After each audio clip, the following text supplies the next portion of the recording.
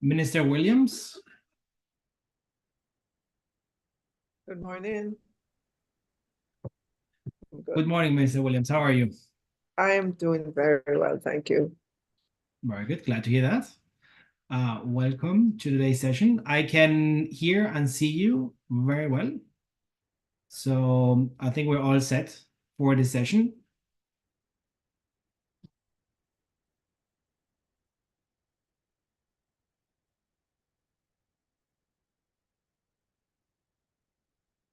Good morning, Ms. Kasana. How are you? I think you're muted. Yes, good morning. Thank you very much. Lovely to be part of the opening session of this very important meeting. Thank you very much for joining us. Some technical problems. Thank you very much. I'm having slight technical issues, so you can just bear with me. I will fix my side of the equation. Okay, in any case, we can hear you and we can see you just fine. So whatever technical issue you have, it's not coming through.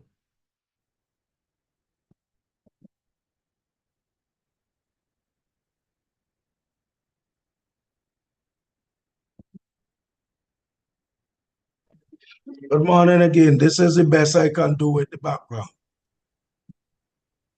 Basically. Very well. Okay. So your shirt is very similar to the color of the green screen. Hence I actually have on a green shirt, unfortunately. Well, then you can do it without the background then. I will just walk with that. The background is there. Because it has a flag up there, so. Okay. Well, as Ms. Massimo mentioned, if you would like to do it without the background, fantastic. If with the background, I think at this point, the choice is yours. Yeah, it doesn't really matter. Yes. Very well.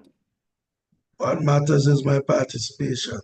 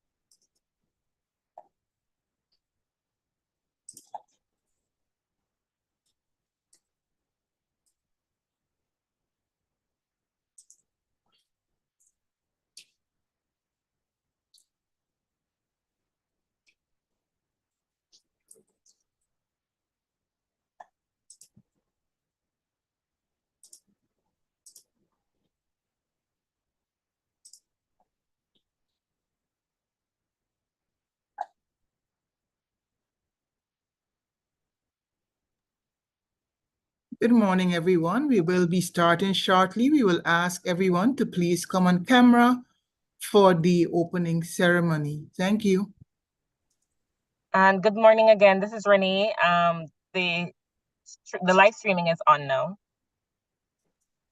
Thank you, Renee.